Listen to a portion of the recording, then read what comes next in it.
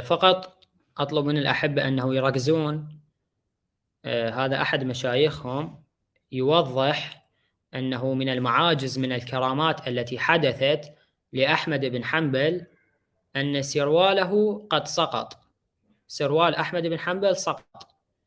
فمن كرامة الله، من حب الله لأحمد بن حنبل، خرجت يد من حديد من الأرض ورفعت سرواله كرامة له. فقط أطلب من الأحبة أنه يستمعون جيدا كيف سيوضح هذه الكرامة. لأن الله تعالى ناصر أولياءه، ولأن الكرامات صحيحة وموجودة، ومن مذهب أهل السنة والجماعة التصديق بالكرامة، لا سيما إذا كانت على أيدي أمثال هؤلاء من الربانيين المخلصين الصادقين، وإما ليس فيه مخالفة لدين الله عز وجل، كرامات الشرعية يعني. فأحمد كما ذكرنا كان قد شد قيوده بتكة سراويله، الحبل الذي يشد به وسطه ويربط به السراويل، لما ثقلت عليه القيود علق الحبل هذا في القيود أيضا. فلما جاء يضرب وليس عنده تكة فسقط سرواله، فكاد ينتهك رحمه الله تعالى بأن تظهر عورته، ولكن الله تعالى ستر.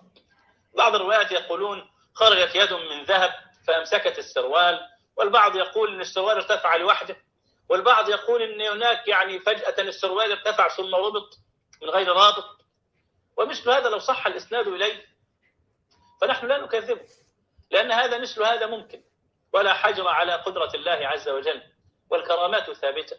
وأحمد حري بأن يكون هذا شأنه، لأنه نصر الله فنصره الله، ولأنه ستر هذا الدين حيث لم يصبر على انتهاك شيء من حدوده.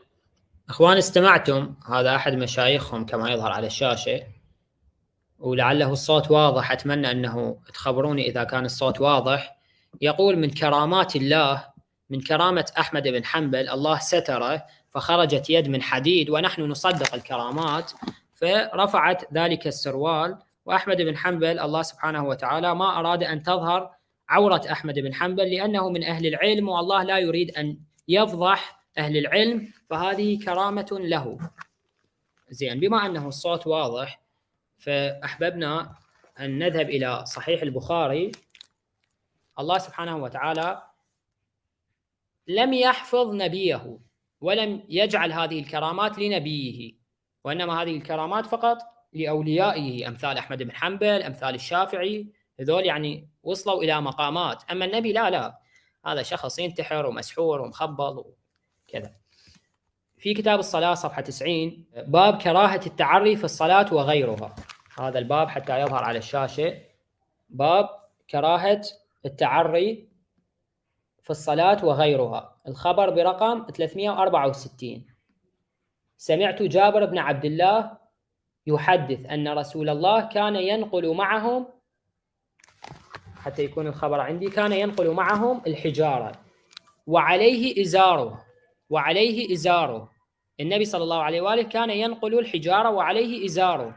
فقال له العباس عمه: يا ابن أخي، لو حللت إزارك فجعلت على منكبيك دون الحجارة. قال: فحله فجعله على منكبيه فسقط مخشيا عليه. النبي سقط مخشيا عليه، فما رؤي بعد ذلك عريانا. يعني النبي سقط سرواله وشاهدوه عريانا، النبي شاهدوه عريانا، فما رؤي بعد ذلك عريانا، يعني فقط هاي المرة شافوا عورة النبي، بعد ذلك ما شاهدوا النبي وهو يتعرى. لاحظوا، فما رؤي بعد ذلك عريانا، عفوا، فما رؤي بعد ذلك عريانا، فما رؤي بعد ذلك عريانا. إذن فقط في هذه المرة النبي صلى الله عليه وآله شاهدوا عورته، بعد هذه المرة ما شاهدوا عورة النبي.